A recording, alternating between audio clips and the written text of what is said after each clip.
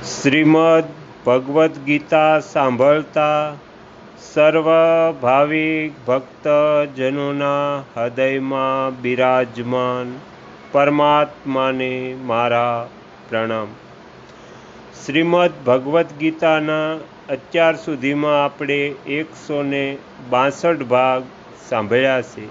આજે આપણે 163મો ભાગ સાંભળીશું। હરિ ઓમ। શ્રીમદ ભગવદ્ ગીતાના 5મા અધ્યાયના 7મા શ્લોકનો અર્થ છે, જેની ઇન્દ્રિયો પોતાના વશમાં છે, જેનું અંતઃકરણ નિર્મળ છે, જેનું શરીર પોતાના વશમાં છે અને સઘળા પ્રાણીઓનો આત્મા જ એનો આત્મા છે, એવા કર્મયોગી કર્મો કરતો હોવા છતાં પણ લિપ્ત નથી થતો। તો આ 7મા શ્લોકનો અર્થ છે। એના પર સ્વામી શ્રી રામસુખદાસજી મહારાજે જે ટીકા લખી છે તે આપણે સાંભળીએ। ઇન્દ્રિયો વશમાં હોવાનું તાત્પર્ય છે ઇન્દ્રિયોનું રાગ દ્વેષથી રહિત થવું। રાગ દ્વેષથી રહિત થતાં ઇન્દ્રિયોમાં મનને વિચલિત કરવાની શક્તિ નથી રહેતી। સાધક તેમને પોતાના મનને અનુકૂળ ગમે ત્યાં જોડી શકે છે। કર્મયોગના સાધકને માટે ઇન્દ્રિયો વશમાં હોવી આવશ્યક છે। એટલા માટે ભગવાન કર્મયોગના વિષયમાં ઇન્દ્રિયોને વશમાં કરવાની વાત વિશેષ રૂપે કહે છે। જેમ કે યોગીનો કર્મોની સાથે વધારે સંબંધ રહે છે, એટલા માટે ઇન્દ્રિયો વશમાં ન હોવાથી તેના વિચલિત થવાની સંભાવના રહે છે।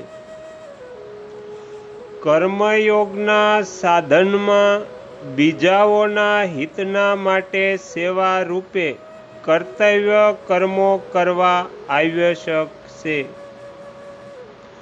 અંતઃકરણની મલિનતામાં કારણ છે સાંસારિક પદાર્થોનું મહત્વ। જ્યાં પદાર્થોનું મહત્વ રહે છે ત્યાં તેમની કામનાઓ રહે છે। સાધક નિષ્કામ ત્યારે જ થાય છે જ્યારે તેના અંતઃકરણમાં સાંસારિક પદાર્થોનું મહત્વ નથી રહેતું। જ્યાં સુધી પદાર્થોનું મહત્વ છે ત્યાં સુધી તે નિષ્કામ નથી થઈ શકતો। કર્મયોગીને સઘળા પ્રાણીઓની સાથે પોતાની એકતાનો અનુભવ થઈ જાય છે।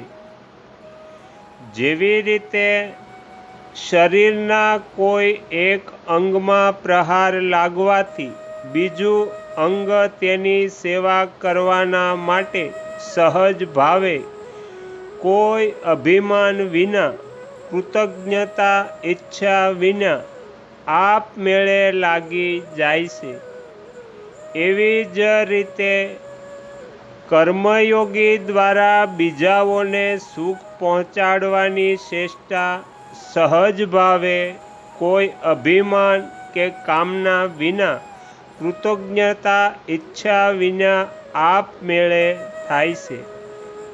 તે સેવા કરવાના માટે કોઈ પણ પ્રાણીને પોતાનાથી અલગ નથી સમજતો, બધાને પોતાના અંગ જો માને છે।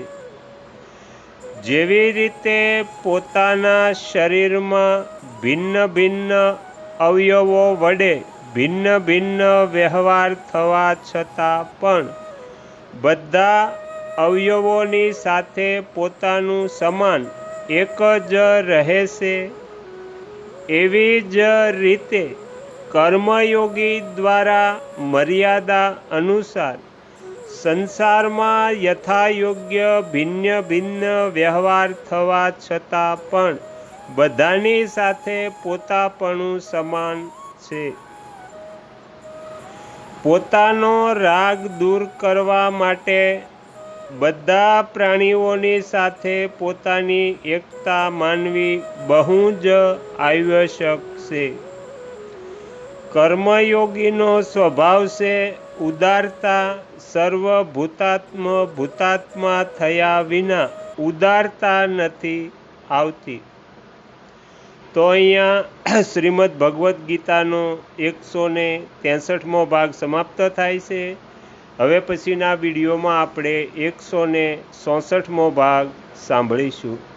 તમે તમારો કિંમતી સમય આપી એકાગ્ર ચિત્તે પ્રસન્નતાપૂર્વક શ્રીમદ ભગવદ્ ગીતાનો પાઠ સાંભળ્યો એ બદલ હું આપ સૌનો ખૂબ ખૂબ આભાર વ્યક્ત કરું છું અને આશા પણ રાખું છું કે તમને સાંભળવી ગમી હશે. જો ગમી હોય તો બીજા 5 લોકોને પણ સંભળાવજો. શ્રી સદગુરુ દેવની જય. આગળના વિડીયો જોવા માટે આ ચેનલને સબસ્ક્રાઈબ કરો અને જો આ વિડીયો પસંદ આવ્યો હોય તો લાઈક કરો.